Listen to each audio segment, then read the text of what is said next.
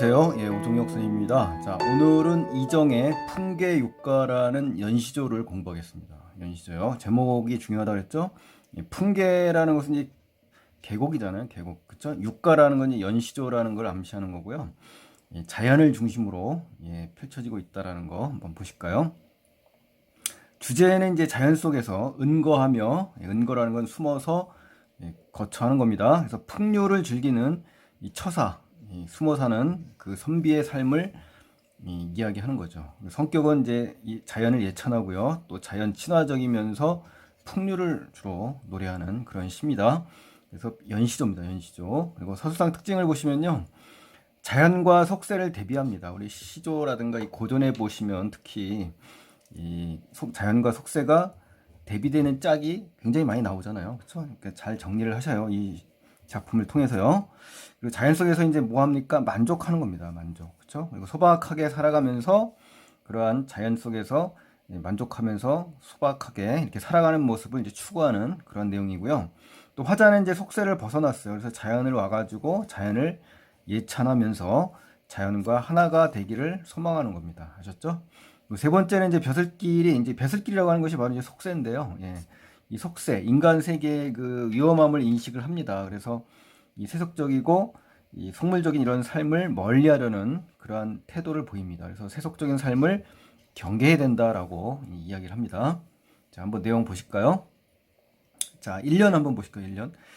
1년은 이제 자연과 버타는 삶에 대한 화자의 자부심이라고 제가 이제 내용을 정리해 봤습니다. 그래서 이 속에는 자연과 하나가 되기를 바란다. 자연 합일, 그리고 자연 친화, 물화일체, 그리고 풍류적인 삶이 드러나 있습니다. 한번 보실까요?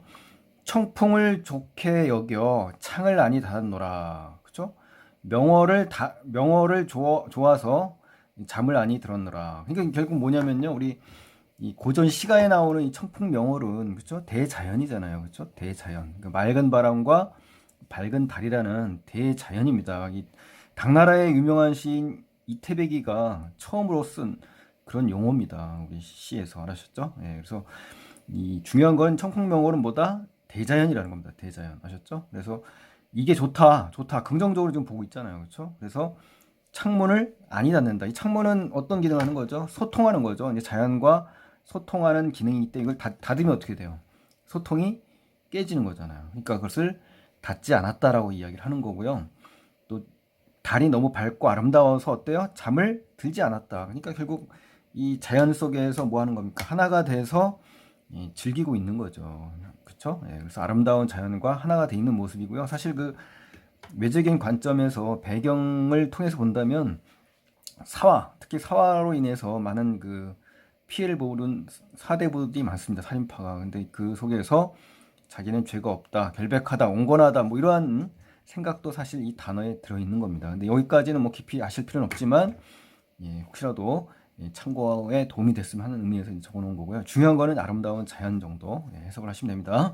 그래서 옛사람, 그죠? 선인이죠, 선인. 이 두 가지 두고 뭡니까? 청풍과 명월이죠. 이러한 대자연을 두고 어디 혼자 갔느냐라고 하면서 화자의 자연을 즐기는 마음을 풍성하게 또 자부심을 느끼면서 표현한 그런 어투입니다. 아셨죠? 자, 두 번째 연을 가볼까요? 세속적인 삶을 이제 거부합니다. 그러면서 자연과의 삶을 지향한다 이겁니다. 그래서 시조화자의 태도는 안분지족, 안빈낙도, 소박한 삶의 자세를 유지합니다. 아셨죠? 중요합니다. 안빈낙도, 안분지족이요. 그래서 세상에 나아가서 이제 화를 당하지 말고 군자로서 자연을 즐기며 살기를 바라는 의미가 배경에 깔려 있는 겁니다. 그러니까 여기서의 화는 사화죠, 사화. 아셨죠? 자, 한번 볼까요? 내라서, 나라서, 누구라 하여, 장록을 마음에 둘까 이 말입니다. 그렇죠? 결국 뭡니까? 장록이라는 거는 이제 벼슬입니다. 벼슬. 그리고 녹봉을 의미하는 거니까 관직에 나아가는 거죠. 그래서 세속적인 가치를 의미하는 겁니다. 그래서 부정적으로 두는 거예요. 그래서 나는 여기에 마음을 들지 않는다라는 그러한 강한 저항의 메시지가 담겨 있는 겁니다. 조그만 띠집. 자, 조그만 띠집이 우리 시조라든가 가사에 많이 나오죠. 초간모옥이라는 그 단어인데요. 미국은 뭐 초가집의 띠집, 초가집이죠. 뭐 초가집에서 시냇물, 그렇죠? 신의 위에 이른바. 그러니까 결국 뭐예요? 자연 속에서 살아간다는 거예요. 소박하게. 아셨죠? 어젯밤 손수 내가 직접 닫은 문을 늦도록 닫아놨다 이 말이에요. 그러니까 1년에서는 뭡니까? 창문을 지금 닫지 않았다고 이야기하잖아요. 그렇죠? 여기서는 이제 닫았다라고 이야기하죠.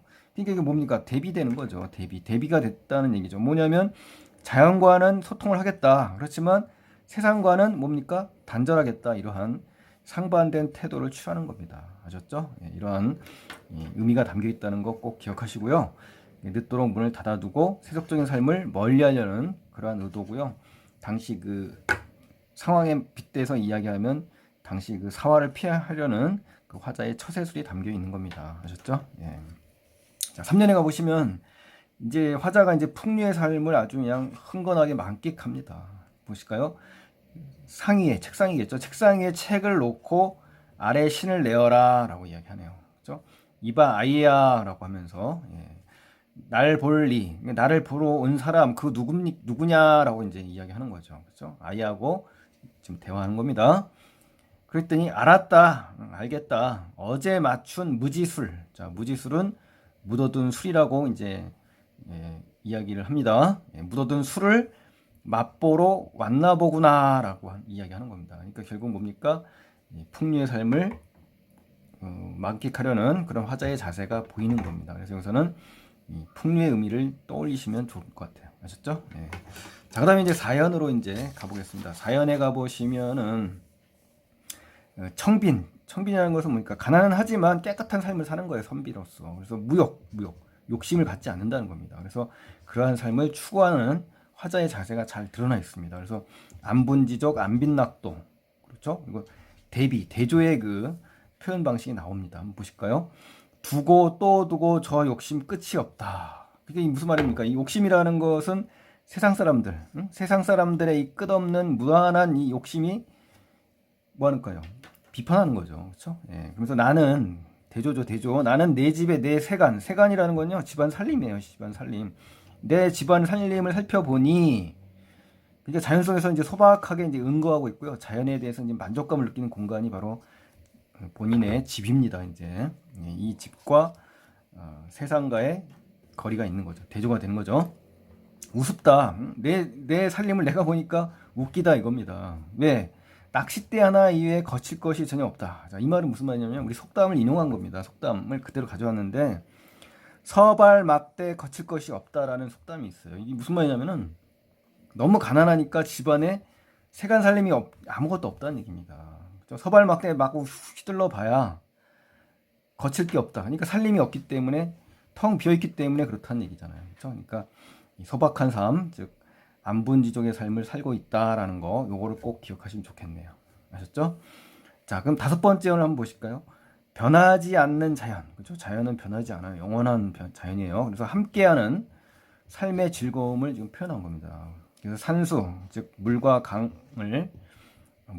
산을 청자로 삼으면서 자연을 예찬하는 그러한 노래입니다. 자, 보세요. 산아, 너는 어이 한결같이 높으냐. 한결같다는 거예요. 변하지 않는다는 거예요. 그 산에 갖다가 의인법을 썼죠. 그래서 비유를 썼잖아요. 그렇죠? 항구성, 불변성, 영원성이라고 합니다. 이렇게 변하지 않는 자연의 특성이에요. 그리고 물아, 너는 어찌 낱낱이 흐르느냐. 이런 말을 썼죠. 그러니까 이 날라리는요, 이 나날이의 시적 자유입니다. 그래서 나날이가 표준어고요. 날로 이거죠. 그러니까 흐르느냐 이것도 역시 불변하는 영원한 자연의 의미를 예찬한 겁니다. 아셨죠? 처간이라는 건요, 이 시정화자가 사는 그런 초가 산골입니다. 초야, 그렇죠? 궁벽한 시골을 얘기하는 거고요. 인지라는 것은 어질 인자잖아요. 어질고 지혜로운 사람, 그렇죠? 슬기롭고 어진 이 군자, 시정화자죠. 못내 즐겨하너라. 그러니까 즐겁다는 얘기입니다. 아셨죠? 예. 자, 그 다음에 유견을 보시겠습니다. 이제 마지막에 유견에 보시면은 후에 막급할 수 있는 속세를 경계해라. 상당히 중요한 그 연입니다. 후회하면 안 된다.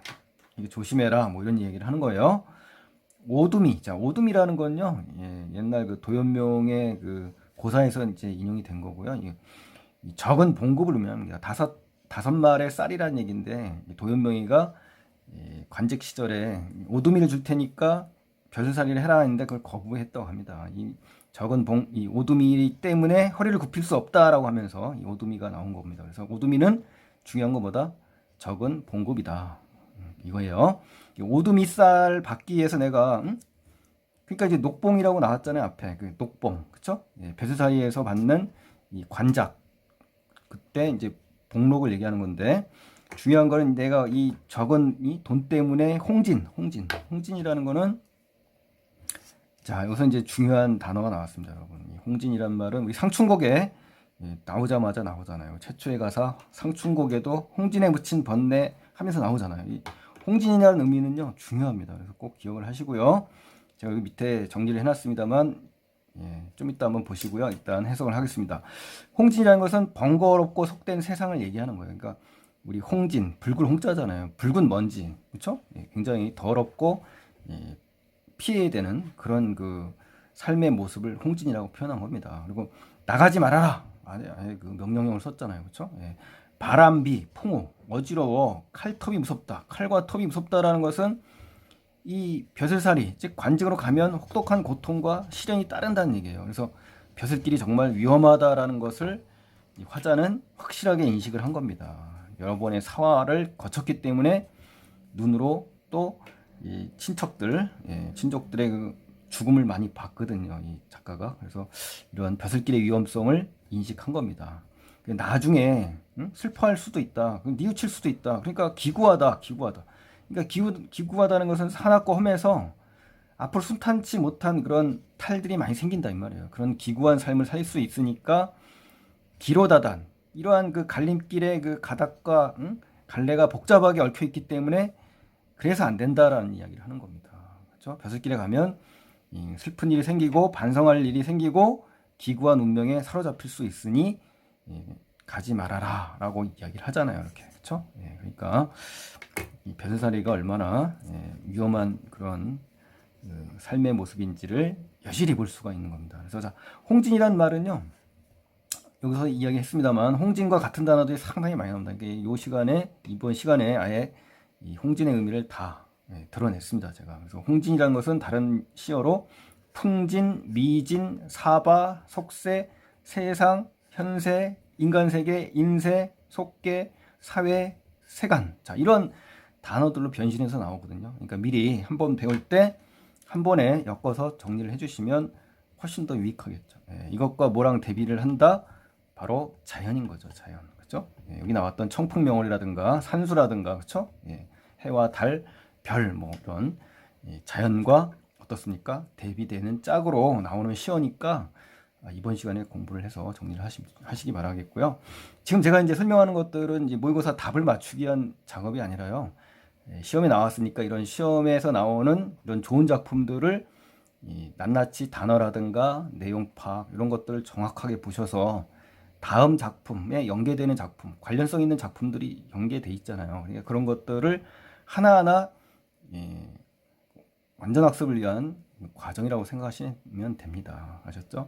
그래서 이 풀이를 이렇게 자세히 하는 이유는 바로 그런 것 때문에 그런 거고요.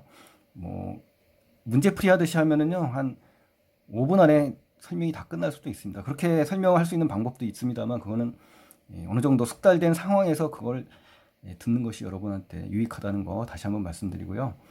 빨리 하면 뭐 1분 만에도 설명이 끝납니다. 저는요. 근데 그렇게 빨리 하다 보면 중요한 점들을 많이 놓치고요.